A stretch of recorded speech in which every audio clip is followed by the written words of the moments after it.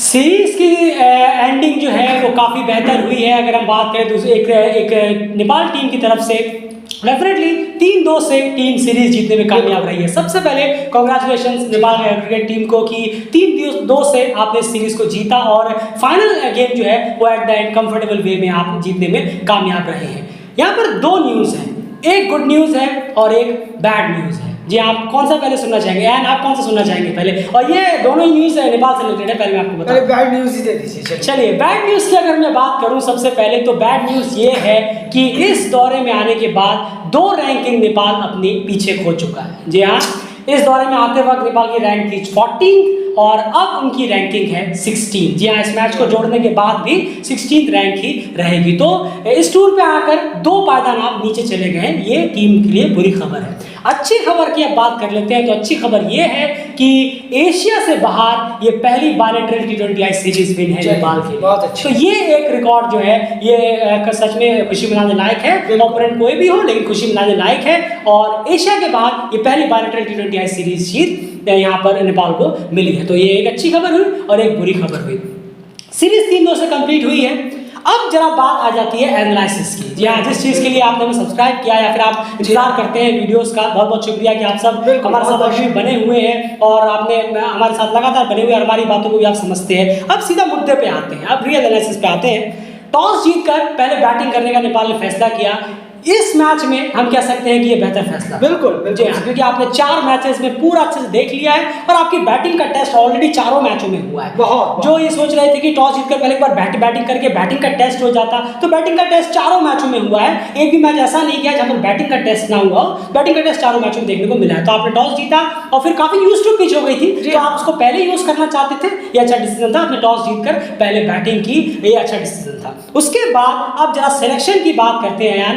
इस बार भी पवन श्रॉफ प्लेइंग 11 में और उन्होंने आज की अपनी इनिंग से भी जस्टिफाई कर दिया कि जो भी उन्हें 5 मैचों में ले रहे थे डेफिनेटली वो सिलेक्शन पूरी तरह से ब्लंडर और बेसलेस था। चाहे आप कप्तान की बात करें या फिर कोच की बात, जिन्होंने भी जिनका ये फैसला था। स्क्वाड में अलग चीज़ है, प्लेइंग 11 में लेना तो डेफिनेटली कैप्टन और कोच का यूनानिमस डिसीजन होता है। तो वहां पर कहीं ना कहीं प्लेइंग 11 में लगातार उनको दिया खराब परफॉर्मेंस। आरिफ शेख भी आज बाहर थे, ये भी एक खराब परफॉर्मेंस जरूर था। आरिफ शेख और आसिफ शेख डेफिनेटली इस टीम में रहने चाहिए थे प्लेइंग 11 में। आप कितनी भी बड़ी जीत जीते हो लेकिन प्लेइंग 11 में ये दोनों 4-0 से आगे नहीं थे। जी हाँ, सबसे बड़ी बात ये है आप तो से आपको ये रिजल्ट पता नहीं था कि ये रिजल्ट होने वाला है। आज ऊपर के बैट्समैन को ज्यादा ही कारनामा करने वाले हैं। तो यहाँ पर बात हो गई प्लेइंग 11 और टॉस की। अब सीधे मैच पे आते हैं एंड सबसे पहले पावर प्ले की बात करें अगर 6 ओवर में 49 रन 0 विकेट, बिल्कुल डेफिनेटली वही लगभग अप्रोच जो हमें तीसरे T20 में मैच में देखने को मिला था। बिल्कुल सही, और ऐसे ही अप्रोच चाहिए आपको जब आप कुछ टारगेट सेट करना चाहते हैं या फिर चेज भी कर रहे हो, चेज भी कर रहे हो। और T20 क्रिकेट है तो इस तरीके का क्रिकेट नहीं होगा तो और क्या होगा। जितना स्पीड से आप खेलेंगे T20 क्रिकेट में उतना अच्छा है। चाहे 6 ओवर में 70 हो, चाहे 6 ओवर में 80 हो, चाहे 6 ओवर में 49 हो, तो जितना ज्यादा होगा उतना ही अच्छी बात। बिल्कुल, और इसमें ये चीज नहीं भूलनी है कि आपके शॉट्स कैसे हैं। बस ये नहीं कि आप 6 ओवर में 70 करने के चक्कर में अंधाधुंध उल्टे सीधे शॉट्स खेले जा रहे हैं और वहां पर विकेट गिर गए तो पावर प्ले खत्म हुआ, आपकी टीम 10 ओवर पहुंचते 70-80 पे 5 हो गई।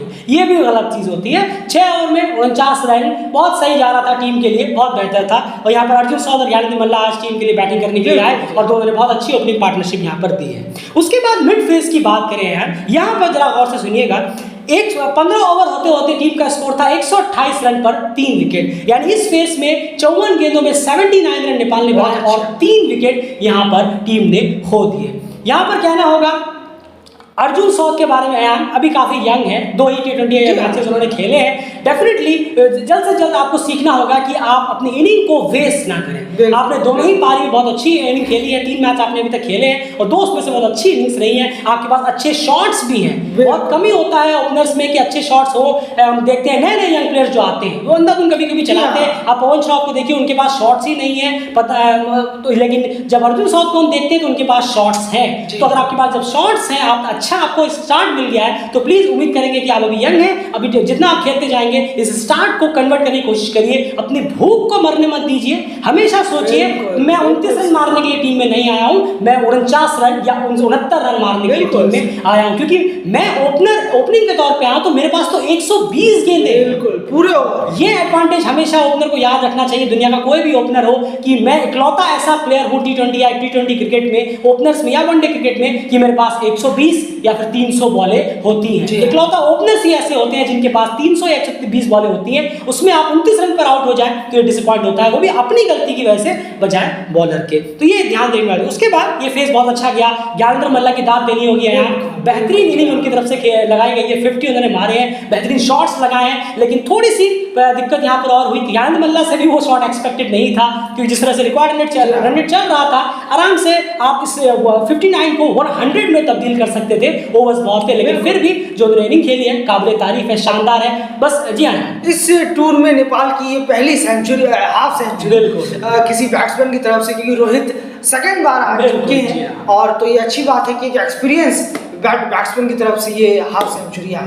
बिल्कुल, इसमें कोई दोहराई नहीं है। अब यहाँ पर बात आ जाती है, ज्ञानेंद्र मल्ला की अच्छी निकली और इन्हीं रीजंस की वजह से कहीं ना कहीं हम चाहते थे कि वो T20I में ना खेले, तीनों वनडे गेम्स में खेले तो बहुत बेहतर होता। उनका जो फोकस है, खेलने का जो स्टाइल है, वो वनडे के हिसाब से ढलता तो और बेहतर होता। तो अभी भी हम चाहेंगे कि तीनों ही मैचेस में ज्ञानेंद्र मल्ला जरूर खेले वनडे गेम्स में, T20I में भले उन्हें 5 मैचों में खिलाया गया। उसके बाद अयान प्रॉब्लम सबसे बड़ी आ जाती है। डेली क्रिकेट ने अभी सुबह भी हमने कम्युनिटीज के जरिए पॉइंट आउट किया, ट्विटर पे भी हमने डाला, और हमने अपने पिछले एनालिसिस में भी कहा था, फिनिश के तौर पर नेपाल इस वक्त कई सारे एसोसिएट टीमों में सबसे वर्स्ट करती हुई नजर आ रही है। 15 ओवर में 128 पे 3 आपकी टीम है, और 20 ओवर कंप्लीट होते होते सिर्फ 175 रन बनते हैं और 7 विकेट टीम गवा देती है। इस फेस में रन बनते हैं 30 बॉलों में सिर्फ 47 रन, उसपे भी लार्जर कंट्रीब्यूशन रोहित पुड़ेल की तरफ से आता है, और 4 विकेट टीम गवा देती है। अब आप खुद सोच के देखिए, जो ऊपर के जो 4 बैट्समैन आज चले हैं, उनके अलावा जो बैट्समैन आज बैटिंग करने के लिए आए थे, जी हाँ, उन्होंने 13 बॉलें खेली और रन्स बनाए हैं सिर्फ 9 रन। बिल्कुल बिल्कुल, जी हाँ, तो आप खुद देख सकते हैं 13 बॉलों में जब आपके पास एक प्लेटफॉर्म सेट है, 15-16 ओवर आपके 150 रन हो गए हैं, उसके बावजूद भी आप 13 बॉलों में सिर्फ 9 रन के एज अ फिनिशर फिनिश कर पा रहे हैं। बहुत डिसअपॉइंटिंग यहाँ पर अप्रोच हुई है। दूसरी तरफ आप अगर केन्या के देखेंगे, जब उसमें एनालिसिस आएंगे, आप हैरान रहेंगे कि केन्या ने दिखाया है नेपाल के लोअर ऑर्डर को कि बैटिंग किस तरह से की जाती है। अगर टॉप ऑर्डर डह जाए तो इसका मतलब ये नहीं है कि आप हथियार डाल दें। ये केन्या के बैट्समैन ने इस थ्रू आउट द सीरीज दिखाया है, और उसके स्टैट्स ऑलरेडी आपके कम्युनिटी में हमारे हैं, जाकर देख सकते हैं। और आज का मैच का स्टैट्स और ज्यादा हैरान करता है। ओवरऑल 175 रन पर 7 विकेट टीम ने बनाए, और एक बहुत ही बड़ा और बेहतरीन टोटल जो है आज टीम लगाने में कामयाब रही है। और इसका जो क्रेडिट जाता है वो एग्रेसिव अप्रोच, जैसे कि जो चीज काम आती है T20I में काम आई थी, यहाँ पर भी वो चीज काम आई है। अब बारी थी इसे चेस करने की, 176 रन चेस करने की जो बारी आती है यार। सबसे पहले गलतियां वो जो हमने कहा कि अर्जुन सौद खराब शॉट खेलकर आउट हुए, पवन श्रॉफ का इंक्लूजन वहां पर गलत था। उसके बाद बात करें लोअर ऑर्डर, अभी भी वो दिक्कत कहीं ना कहीं टीम के साथ बनी हुई है। मान के चलिए अगर कोई ये ओडिया स्टेटस वाली बड़ी टीम्स होती, स्कॉटलैंड, नामीबिया, नीदरलैंड्स, या फिर और बड़ी टीमें होती हैं, यूएई होती, पीएनजी होती, ये सब टीमें होती, तो कहीं ऐसा ना होता कि 10-15 रन शॉर्ट हो जाते लोअर ऑर्डर की वजह से। बिल्कुल बिल्कुल, अभी ऐसा लग रहा है कि 175 बहुत था, लेकिन कई बाद में ऐसा हो सकता था कि यार लोअर ऑर्डर ने कंट्रीब्यूट नहीं किया, 5-10 रन वो मार देते तो शायद हमारा स्कोर हो जाता, क्योंकि अगर वो टीमें होती तो शायद आप इस स्कोर को चेजेबल देखते, क्योंकि केन्या 144 तक पहुंच गया था। 176 रन चेस करने के लिए आई, जब केन्या की टीम 6 ओवर में 35 रन 1 विकेट। आप इस छोटे से पावर प्ले कैसे देखते हैं जब टारगेट आप 176? नहीं, जरूर देखिए, केन्या के हिसाब से तो ये थोड़ा बहुत अच्छा गया जरूर है। 1 विकेट खोया, 35 रन बना, मेरे ख्याल से इनका बेस्ट पावर प्ले था। बिल्कुल सही, तो ये अच्छी बात है कि चलिए शुरुआत अच्छी हुई, केन्या ने शुरुआत अच्छी की। सुखदीप सिंह ओबोया, उसके बाद इरफान करीम उसी पावर प्ले के बीच में आ गए थे, तुरंत जल्दी आ गए थे वो, तो शुरुआत अच्छी हुई। जबकि गिर पहला विकेट 8 रन पे गया था। जी हाँ बिल्कुल, तो केन्या के हिसाब से अगर देखेंगे तो बिल्कुल स्टडी शुरुआत हुई है। स्लो तो नहीं कहूंगा, लेकिन स्टडी जरूर है कि चलिए चल रहा है 6 ओवर में 35 यानी कि रन बॉल मारने की कोशिश की। बिल्कुल, जब आपको 8.5 के आसपास रन चाहिए रिकॉर्ड रन रेट, तो अगर आपने पावर प्ले में 6 के हिसाब से रन मारे हैं और आपको सामने की बॉलिंग भी देखनी होगी, तो फिर भी स्टडी था मामला, ठीक ठाक। ऐसा नहीं कि आप बाद में कुछ कर नहीं सकते, थोड़ा रिकॉर्ड रन रेट बड़ा जरूर था।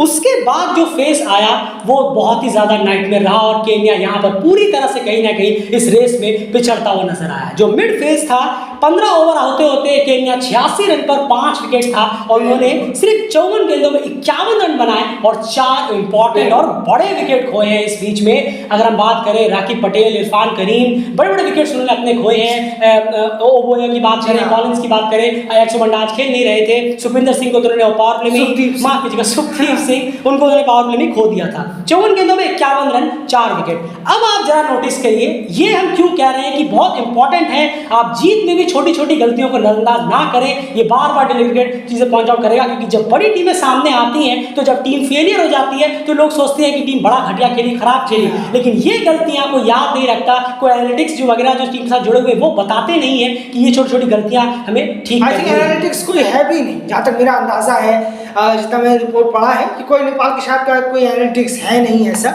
जो डिपार्टमेंट संभाल रहा हो। बिल्कुल, और अगर कोई समाज में शायद मैंने सुना था कि कोई है भी तो बहुत लंबे वक्त से कोई है चल रहा है, खैर वो अलग बात है, मैं हम उनके, लेकिन कहीं ना कहीं ये चीज़ें नोटिस करें सर तो बहुत इंपॉर्टेंट होगा। अब आप देखिए लोअर ऑर्डर में अगर आप नेपाल की बैटिंग देखेंगे 16 से 20 ओवर तक उन्होंने मारे थे 47 रन और विकेट खोए थे 4। उनके सामने प्लेटफॉर्म क्या बना हुआ था, 150 रन के आसपास। बिल्कुल, जब नेपाल का लोअर ऑर्डर बैटिंग करना स्टार्ट किया, लोअर ऑर्डर की बात करें और मिड रेंजर तक इतना है नहीं, लोअर ऑर्डर की बात करें तो उनके सामने स्कोर था 140 पे 4 विकेट, 150 पे 4 विकेट। उनके पास तो क्या मोमेंटम था कि वो आराम से शॉट्स लेकर इसको स्कोर अच्छा कर सकते थे। वहीं पर आप केन्या को देखेंगे तो जब उनके लोअर ऑर्डर वगैरह आए तो उनका स्कोर था 86 रन पर 5 विकेट। बताइए, और आप उनका अप्रोच देखिए, उन्होंने लास्ट की 30 गेंदों में 58 रन बनाए हैं और सिर्फ 2 विकेट खोए। बहुत अच्छे। आप उनका, और सिर्फ इस मैच में नहीं, आप पिछले मैच में उठा के देखेंगे, आप हमारे कम्युनिटी में जाकर उस पोस्ट को चेक करिए जो हमने इससे रिलेटेड किया था।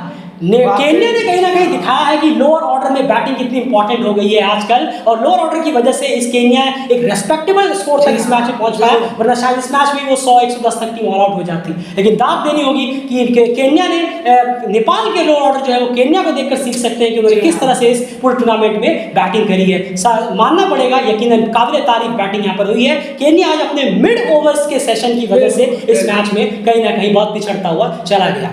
शुरू में पावर प्ले में स्टेडी था 35 पे 1, लास्ट में 58 रन जोड़े, सिर्फ 2 विकेट, मिड फेस में 51 रन पर 4 विकेट और बड़े बड़े विकेट चले गए। यही वो फेस था जहां पर नेपाल ने इस चेज में दम तोड़ दिया केन्या का, और यहां पर नेपाल एट द एंड जीतने में कामयाब रहा।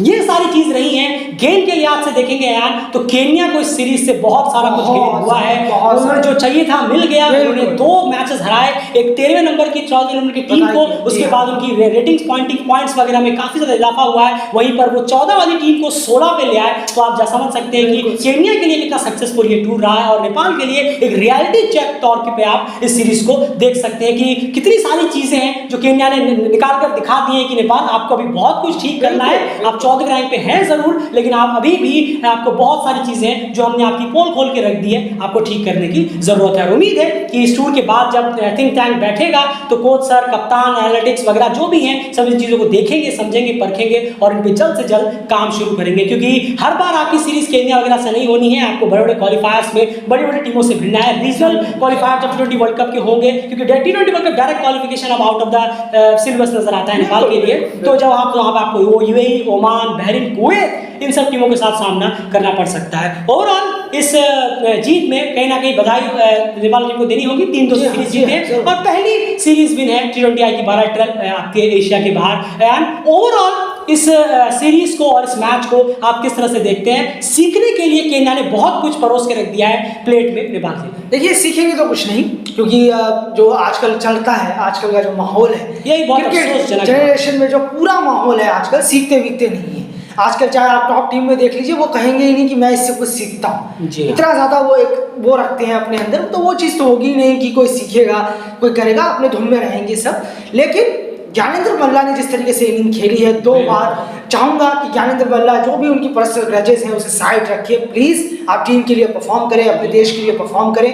आपका एक्सपीरियंस टीम को चाहिए, बिल्कुल टीम को चाहिए, और इसीलिए हम चाहते हैं कि आप वनडे में खेलें। बिल्कुल बिल्कुल, और अपना एक्सपीरियंस, अपना जो एक बैटिंग आपकी क्लास है उसे टीम को दीजिए, बहुत ज़्यादा ज़रूरत है। आदिल आलम, आप खतरे की घंटी बनते जा रहे हैं। बिल्कुल, ऐसा ना हो, फिनिशर तो ऐसे फिनिशर नहीं होते हैं, ऐसा ना हो भले नए कि कोई आईसीसी का क्वालिफायर हो या एशिया कप का कोई क्वालिफायर हो, वहां पर रन्स चाहिए लास्ट में फिनिश करने के लिए, आदिल आलम सामने खड़े हैं और वहां पर ये सबसे बड़ा चोट मारेंगे और चलेंगे नहीं, क्योंकि आदिल आलम इतने ज़्यादा रैश शॉट खेलते हैं। रैश शॉट जब तक ठीक नहीं होगा तब तक बैट्समैन सही नहीं हो सकता। फिनिशर को कुछ और तरीके भी ढूंढने होंगे, लास्ट तक जाने का तरीका ढूंढना होगा, जो आदिल आलम नहीं ढूंढते। जो बड़े बड़े फिनिशर रहे हैं उनके आप वीडियो उठा के देखिए, उनसे सीख सकते, लेकिन शायद सीखना नहीं चाहते। पवन शराफ थोड़ा सुधरने की कोशिश करिए, किसकी वजह से खेल रहे हैं आप नहीं मालूम, लेकिन कुछ हर प्लेयर में कुछ अच्छी चीज़ें होती हैं, क्वालिटी होती है। तो आपके अंदर क्या क्वालिटी है थोड़ा दिखाइए, वरना तो शायद आपका ये लास्ट बार हम नाम देख रहे हैं, 5 मैच के लिए देख लिया है, अगली बार शायद आप उम्मीद करते हैं कि शायद आप टीम में ना रहें, क्योंकि आपका परफॉर्मेंस बहुत बहुत डिजास्टर हुआ है। और टीम में रहने की वजह से किसी एक डिजर्विंग का प्लेयर का आसिफ, किशोर और विवेक, इन चारों को अंदर बाहर मौके ना देना और किशोर मातो को तो फेंक ही देना बाहर, ये सब बहुत ज़्यादा पुअर मैनेजमेंट चल रहा है अभी भी नेपाल के साथ। बिल्कुल डेफिनेटली, मैंने जैसे हमने पहले ही आपसे कहा कि सीरीज आप 3 से जरूर जीते हैं, लेकिन बहुत सारी चीजें केन्या ने आपके सामने एक्सपोज करके रख दी हैं, आपके प्लेट में परोस दी हैं, जो आप अपने साथ नेपाल लेकर आएंगे, क्योंकि ये रिजल्ट जो है वो एक्सपेक्टेड बिल्कुल भी नहीं था। खास करके जो परफॉर्मेंस हुई है टीम की वो बहुत ही ज्यादा डिसअपॉइंटमेंट रही है, लेकिन ओवरऑल फिर से कहेंगे कांग्रेचुलेशन, 3-2 से आप सीरीज जीते हैं। लेकिन जो खामियां हैं, सिलेक्शंस में प्रॉब्लम होना, जी हाँ, सबसे बड़ी बात यही है। ये 3-2 से सीरीज जीत के ऐसा नहीं है कि आप कुछ बहुत बड़ा झंडा गाड़ कर आ रहे हैं, आप 14 से 16 पे आ गए। आप बड़ी टीम है, किन्हीं ऐसी टीम्स आपको फॉलो करती है, क्योंकि आपकी जगह आप सोचिए, क्या कहना नहीं चाहेगी कि हम भी ऊपर की रैंकिंग में टीम में पहुंचे, 14 नंबर पर पहुंचे। अभी कोई टेस्ट नेशन, मान लीजिए कोई टेस्ट नेशन है, वो किसी ओडीआई स्टेटस वाली एसोसिएट के साथ कोई 5 T20 की सीरीज खेले और 3-2 से जीते, बिल्कुल, तो फिर क्या हाल होगा इंग्लैंड या ऑस्ट्रेलिया या इंडिया का उस एसोसिएट के खिलाड़ी, वही हाल, वो सेम। बिल्कुल। तो फिलहाल इस एनालिसिस में इतना ही। जैसे कि डेलीगेट हमेशा कहता रहता है आपके सामने, आपको भले ही हार्श लगे, कुछ भी लगे, लेकिन जीत के बीच में अगर आप अपनी गलतियों को भूल जाते हैं तो ग्लोबल क्वालिफायर जैसे किस्से, जो अभी क्रिकेट वर्ल्ड कप लीग 2 जैसे किस्से, 160 चेस करने के नाम वाले किस्से जो हैं, और बहुत सारी चीज़ें वो लगातार टीम के साथ होती रहेगी। प्लीज़ गलतियों पर काम करिए, इन पर सीखिए और इनसे सीखने की कोशिश करिए। जो लर्निंग और किशोर महातो के लिए आया, मैं वापस से कहना चाहूँगा, बहुत दिल से फील होता है उस प्लेयर के लिए। यूएसए गए, बैठे रह गए, स्कॉटलैंड गए, बैठे रह गए, 1 मैच मिला, 2-3 ओवर डाले, और इस दौरे में 8 मैचेस में 5 मैचेस हो गए, अभी भी वो बैठे हुए रह गए हैं। शुरू के 2-3 मैचेस में वो डेफिनेटली इस स्क्वाड में डिजर्व करते थे। आप थर्ड पेसर की तैयारी नहीं कर रहे हैं, कोई बात नहीं, मत करिए। आपको बहुत सही मोमेंट पर आपको उस तीसरे पेसर की या फिर सेकंड प्योर स्पिनर की याद आएगी, तब आपको लगेगा कि नहीं, दिल्ली क्रिकेट ने बहुत उस वक्त हाश कहा था, लेकिन चीजें बिल्कुल सही कही थी। फिलहाल इस एनालिसिस में इतना है। रियलिटी चेक है, सोचिए समझिए कि 3-2 से ये सीरीज क्यों जीते हम, 5-0 से क्यों नहीं। फिलहाल इस वीडियो में इतना ही। वीडियो को प्लीज ज्यादा से लाइक जरूर करिए, चैनल को सब्सक्राइब करिए और बने रहिए डेली क्रिकेट चैनल के साथ। लगातार इस तरह की वीडियोस अपडेट्स हम आपके सामने लाते रहते हैं। कल सारी डिटेल्स इस सीरीज से रिलेटेड लेकर आएंगे और उसी के साथ हमारी कवरेज भी इस सीरीज से रिलेटेड कंप्लीट हो जाएगी। ट्विटर और फेसबुक में आप सबसे रिक्वेस्ट है, जरूर से जरूर हमें जाकर फॉलो करिए, अभी के अभी डेली क्रिकेट डीसी टाइप करिए और आप हमें वहां पर फॉलो कर सकते हैं। फिलहाल इस वीडियो में इतना है। और आपके लिए काफ़ी विशेष आए थे, सब चाहते थे दिल से कि आप जल्द से जल्द बेहतर हो, तो उनके लिए क्या कहना चाहेंगे जो भी उन्होंने विशेष दी? नहीं, बहुत बहुत शुक्रिया आप सबका, और उम्मीद है कि बहुत जल्दी मैं सही होऊंगा, और दुआ है आप सबकी जरूर जल्द से जल्द ठीक हो जाए। Thank you. फिलहाल इस वीडियो में